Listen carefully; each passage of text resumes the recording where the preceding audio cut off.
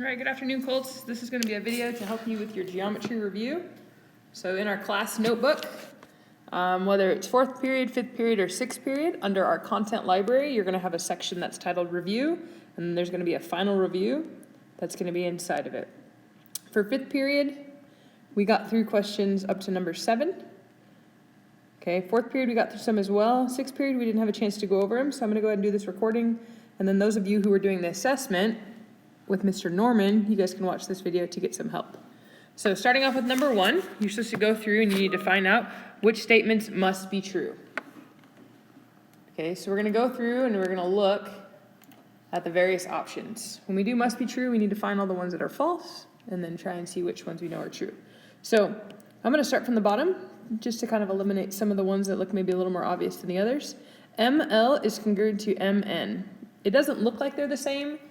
Okay, sometimes drawings cannot be to scale, but we're also not given information about how long they are, and we don't have any tick marks to tell us that they are congruent. So that one, we have no idea if that's true, so we are not going to select D. C, we have NO, and we have ML. They might kind of look like they're the same, but we don't know. Once again, they look like they could be a little different, but then again, they have to tell you whether they give you tick marks like that, or they say this one's 3, and this one's 3. They have to give you that information. So we also don't know that those are congruent.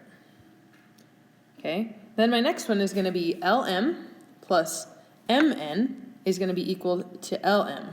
Well, if we look at this, LM, if I were talking about a segment, it'd be written like so. Not all 3 of those points are collinear. Because I have a little bit of a bend in that, okay, we're going to be like, I'm not really sure about that one. So let's look at the next one. I'm going to do MN plus NO is equal to MO. All 3 of those points are collinear, and those 2 smaller segments equal that whole segment. So for this one, B is not correct, and we are going to select A as our option. Okay, moving on to step number 2. We're going to use this information, what we did in A, and we're going to create our own statement here in 2 to solve.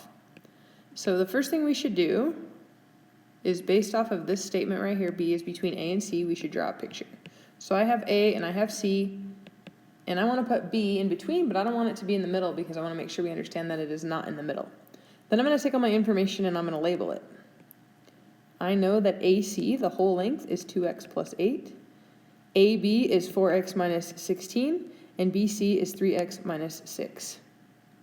So using my information like I did before in number 1, I'm going to say AB plus BC is equal to AC. And using that information that I have here, I'll highlight it in blue. I'm going to plug these algebraic equations in to this, and I'm going to solve. So I'm going to move it over here just so we can see it a little bit better. AB is 4x minus 16. BC is 3x minus 6. And AC is 2x plus 8. Now we're just going to go through and we're just going to do some algebra to help us to solve. I have a 3x and I have a 4x. I'm going to combine my like terms. 3x and 4x combined gives me 7x. I'm going to combine my negative 16 and my negative 6. They're both negative, so I'm going to same sign, add and keep the sign. So 16 plus 6 is going to give me 22, and they are negative. Equals 2x plus 8. Now I'm going to get my x's on the same side, so I'm going to pick the side with the smaller x, which is 2x. It was positive, so I'm going to subtract. And I'm going to do 7x minus 2x gives me 5x. I'm going to write everything else I have left over. And now I'm going to add 22. Let's pick another color to help us see our steps. I'm going to add 22 to both sides. And I'm going to end up with 5x. These cancel out, equals 30. Then I'm going to divide by 5 on both sides, and my x equals 6. So a lot of students I saw when we did this assessment online, okay, you had a question just like this, and you went through and you would put x equals 6. But this question is not asking us for x equals 6, it's asking us to find AC. So we need to take that x equals 6 and we need to plug it into our equation for AC. So AC is 2x plus 8. I substitute in my 6. 2 times 6 gives me 12, and 12 plus 8 equals 20. So in this case, we also get A. Then we go down to number 3. Number 3 is going to ask us to find the midpoint of our segment XY. So there's a couple ways we can do it. We can draw our segment XY, and we want to find out whatever our midpoint is. The way we go about doing this is label our X1, our X2, our Y1, and our Y2. And if we're not sure, I'll show you, we'll go here. When you guys go through and you can't remember the midpoint formula, let me find out where it is, review. Your midpoint formula, you guys will all have the same formula sheet. And the only thing you're really going to need is going to be here because everything else is from algebra or for something else that's not applicable.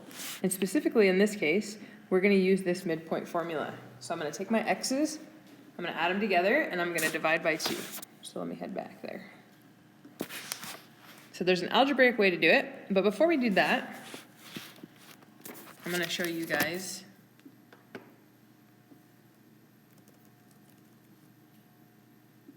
on Desmos. So DESMOS Desmos is a free graphing calculator. So with these ones, we're going to go through and we're going to plot the points. So I'm going to open a parentheses, -13, 12. And even down here, I'm going to select that box that says to label it, and I'm going to label that one X because that's what was given to me in my equation. And then 2, 4, which was given to me as my Y. And then I'm going to go through and I'm going to label all of these multiple choice options, A, B, C, and D, and I'm going to plot all of those points. So A is 4, 5.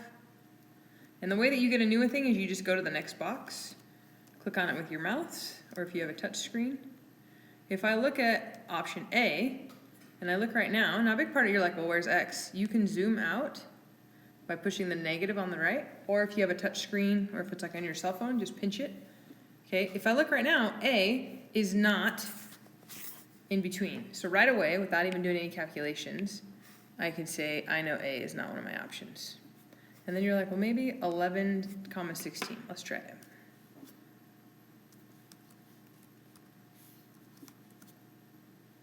Let me say that one was D. So again, you're like, well, where is it? Well, think about 11.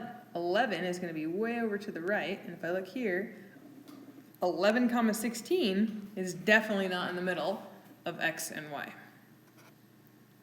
Okay, and then our last one, -5, 9 is another one. -5, 9.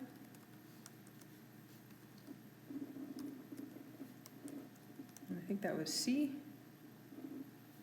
And we look and we're like, oh yeah, that looks like it, that's fine. You need to be careful because if I look at B, B is -5.5, 8. And that's going to be our option for B. If I were to actually take this and I were to draw a line between my X and my Y, it would not go through C. Even though it's really, really close, we see that it goes through B. So coming back here, we say, okay, by our picture, it looks like maybe C or maybe B. So to help us, we're going to go through and we're going to do the calculations using that formula we pulled from our formula sheet, just to double check. So my X1 is -13, my X2 is 2, I'm going to divide by 2. My Y's are 12 plus 4 divided by 2. And I write it as a coordinate because it looks just like a point, right, when we get our solution. -13 plus 2 is -11. And then 12 plus 4 is going to give us 16 divided by 2. So half of 11 is going to give us -5.5. And then half of 16 is going to give us 8. And there we have the algebra to show us that it is in fact B. Okay, we're going to go down to number 4. Number 4, we got to use some knowledge that we have of lines and rays. So I have these rays right here with a common endpoint, and they are opposite rays. And this indicates to me that all of these angles together are going to equal 180 degrees. So I got to use this valuable piece of information right here to solve this. If I don't have this information, I can't solve it. EB is the angle bisector of angle AEC. So EB is here. It's the angle bisector of AEC. So that tells me that these two angles are congruent. Well, this angle right here that I'm going to highlight green is 2x plus 1. So if that angle is 2x plus 1, well, then this angle is also 2x plus 1. And so now we have something for all three angles, and we know that they all add up to 180 degrees. So I'm going to say 2x plus 1 plus 2x plus 1 plus 38 equals 180 degrees. I combine my like terms, my 2x, 2x and 2x gives me 4x, and then I have 1, 1, and 38. They're all positive. 1 plus 1 is 2. 2 plus 38 gives us 40. I subtract 40 on both sides, and I get 4x is equal to 140. I divide by 4, and x equals 35. Okay. All right, we're going to jump down to number 5. Number 5, there's a couple ways to solve this one. Part of it is just if you pay attention. Sometimes students just get in the zone and they start like doing algebra and solving things and trying to find x. Use your common sense sometimes. So I just colored in that square blue because it tells me that those are complementary. It tells me that those add up to 90 degrees. So the first thing I'm going to do is I say, okay, well, what's this question asking us? We got some angles, but I want to find this angle. I need to find this angle and I need to find this angle. Well, I know both of those angles together need to add to 90 degrees. So I'm going to look through my multiple choice options. If I have 71 and 109, that does not equal 90 degrees. If I have 8 and 45, that does not equal 90 degrees. If I have 33 and 33, that also does not equal 90 degrees. And if I have 41 and 49, well, 41 and 49 equals 90 degrees. So in that case, if we were just use our common sense and maybe logically looked at it, we could see that those two angles add to 90 degrees, and we can move on to the next one. But perhaps you go through and you see, and there's two options where the angles add to 90 degrees. So we're going to go ahead and I'm going to show you how to do the algebra for it. So this is 2x plus 9, and this is 4x minus 15. Both of those angles together equal 90 degrees. So again, using my algebra skills, I'm going to combine my like terms, and I get 6x. 9 and negative 15 gives me negative 6. I'm going to add 6 to both sides, and I get 6x is equal to 96. I'm going to divide both sides by 6, and I get x is equal, not a 2. 6 goes into 9 one time. 3 remainder, so 16. And then I say, okay, well, those options are 16. We got to remember what it's asking. It's asking us to find the measure of the angles. So I'm going to say 2x plus 9. I'm going to substitute 16. And I'm going to get 32 plus 9 gives me 41. So that's my FGI. My HGI is 4x minus 15. 4 times 16 minus 15. 4 times 16 is going to give us 64 minus 15 is going to give us 49. So again, using this equation that I'm going to circle in green because I know they add up to 90 degrees. If I only have one set of options that add up to 90 degrees though, pick that one. Go for it. Okay, we're going to go to number 6. Number 6, we have lots of parallel lines. We're going to use that information to help us to remember alternate exterior, alternate interior, consecutive interior, and corresponding. And if you can't remember, I don't expect you guys to remember all of it. Use your notes. I've literally organized them super nicely into different folders where you can find them. If I'm talking about angles, okay, maybe you're like, oh, is it transformations? I'm not sure. Oh, we got parallel lines. If we look at our parallel lines notes, we got all of these things. But I consolidated them all really nicely here, so we can see alternate interior is congruent, alternate exterior is congruent, corresponding is congruent, and consecutive interior is supplementary. Okay, so going back to our review, I like to give myself like a little cheat sheet thing because I want you guys to put some stuff on your notes. And if you can tell me which one's supplementary, then you know the rest of them are congruent. So if you can remember this one, then you know the rest of them are congruent. But not everybody's super good at labeling pictures. So I'm actually going to move these guys down here. And I got alternate exterior. I'm going to draw an example. Here's an exterior angle, here's an exterior angle. They are on opposite sides of the transversal, and they are on the outside of those two lines. My greens are also examples of alternate exterior angles, and remember those are congruent. Alternate interior angles are going to be our lines on the inside, but on opposite sides of the transversal. And they are also congruent. Corresponding is the one that has the most things to color. If I have one on the right side on the top, I want the right side and on the top of that transversal. If I'm going to do left side and on the top, left side and on the top. Left side and on the bottom, left side and on the bottom.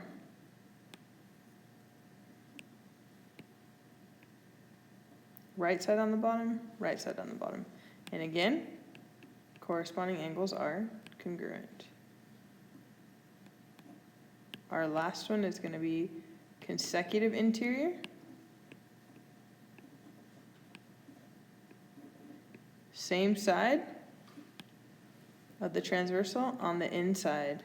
And remember, those ones are supplementary. So I'm going to use that information to be able to help me to see them, or to signify them in this picture. But to help me start off, I'm going to pick two colors. Angle 1 is congruent to angle 2 because they are vertical angles. So if I look down here at the next section, 9 and 8, I want to look and say, well, which ones are congruent? Well, if I look at angle 9, it corresponds to angle 1, or you could have said that angle 2 and angle 9 are alternate interior angles. Okay, then I jump over here and I say 4 or 3.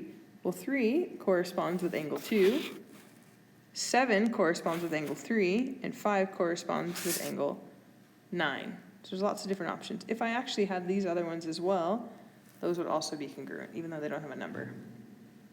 Then I look through and I say these angles are congruent because they're vertical. Well, this angle corresponds. And we end up with 2 sets of 8 congruent angles. So now that I have things labeled clearly, now when I go to use my multiple choice, it'll be really easy to see if they're congruent. If they're the same color, then they're going to be congruent. So angle 1 and angle 6. Angle 1, angle 6. I got a green and I got a pink, so we say no go with that one. Then I look at my next one, angle 2 and angle 3. Both green. So in this case, I would say that they are both congruent. Angle 4 and angle 8. Angle 4 and angle 8 are also both pink. And so they're going to end up being equal. Let's use a different color. Angle 3 and angle 5 are both green. So those are also congruent. And then our last one, angle 1 and angle 9 are both green, so those are also going to be congruent. If it helps you to see it, do it this way. 4 and 8 were yellow. Okay. And once I do that clear picture, I'm able to see clearly which ones are equal to each other. I'm going to jump down here to question number 7. Question number 7, it's going to help us to eliminate some of our lines on here so it's not so overwhelming. Okay, so I'm going to get rid of that bottom line. I'm going to pretend like that doesn't exist, and now I'm going to look. Now I need to use my notes in that sense to see if I can figure out if they're alternate interior, alternate exterior, consecutive, okay, or corresponding. So if I look, they're both on the inside, and I see that they are alternate interior angles, meaning that they are congruent. So I'm going to set them equal to each other. 5x minus 20 is equal to 3x plus 38. I'm going to go ahead and I'm going to solve. Minus 3x minus 3x. I get 2x minus 20 is equal to 38. I add 20, and I get 2x equals 58. I divide by 2, and I end up with x equals 29. Awesome, matches one of our answers. Now I'm going to use my eraser here. Let's see if I can move this guy, because he's kind of in the way of our picture. Let's move him over here.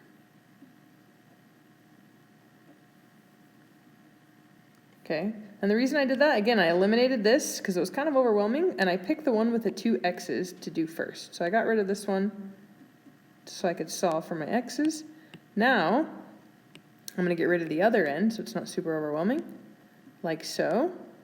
And if we just do it a piece at a time, and I look at it now, I say, well, what type of angles do I have now? And I see that I have alternate exterior angles. Alternate exterior angles are also congruent. So I'm going to say 9y plus 26 is equal to 3x plus 38. And I'm going to solve. I'm going to subtract 3x from both sides. And then you're like, wait a second, I got 2 different variables. I don't want to do that. And then you remember, we solved for x. So we're going to substitute that value of x. So I have 9y plus 26 equals 3 times 29 plus 38. Well, 3 times 29 is going to give us, let's see, 87. So we're going to say 9y plus 26 equals 87 plus 38. Then I'm going to add both of these because they're just whole numbers, and I end up with 125. And now I'm going to subtract 26, and I end up with 9y is equal to 99. I divide by 9 on both sides, and I end up with y is equal to 11. There are a couple of ways that we can do this. Because you know that x is 29, you could have went through and you could have substituted 3x plus 38, and you would have found out that this angle is 125. Well, you know that this angle also has to be 125, so you can take all your options of y, and you could plug them in, and you could see which one would give you 125. That's what we call backwards solving. Okay? So it's questions 1 through 7. I'm going to break up these videos though just so they're not too long.